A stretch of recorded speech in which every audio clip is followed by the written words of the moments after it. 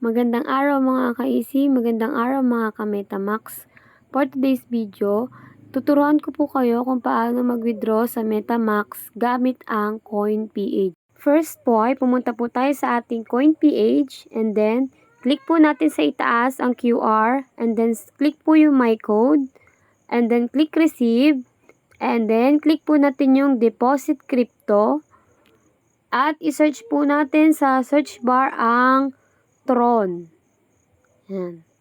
And then, i-click po natin, select network Tron, at i-copy po natin yung address niya, at magpunta po tayo ngayon sa ating Metamax, and then, i-paste po natin yung kinopy nating address na mula kay Tron, and select all amount, confirm withdrawal po, and then, i-type po natin yung ating funding password para po mag-proceed ang ating withdrawals.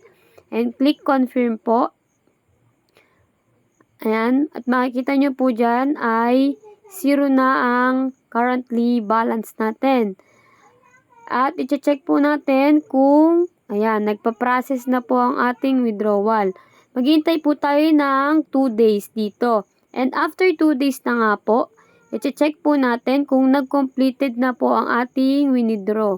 Punta po tayo sa withdrawal and history. Ayan, makikita nyo po, nag-complete po yung ating withdraw 174 USD dollar. At punta po tayo kay coin.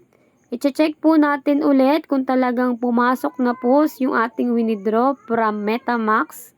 At ayan, kung makikita nyo po, may balance na tayo. May pumasok na.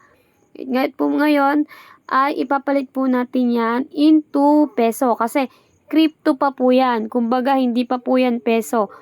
Sa crypto pa po siya pumasok. Punta po tayo sa portfolio and then click po natin si Tether USDT at isa-sell po natin yan. Click po natin yung buy and sell USDT para po i-convert natin into peso po. And then, max po natin. At ayan, makikita nyo po yung conversion niya is 9,552.11. Confirm lang po natin. And successful na po. Thank you for watching and keep sharing po my video. Maraming salamat po.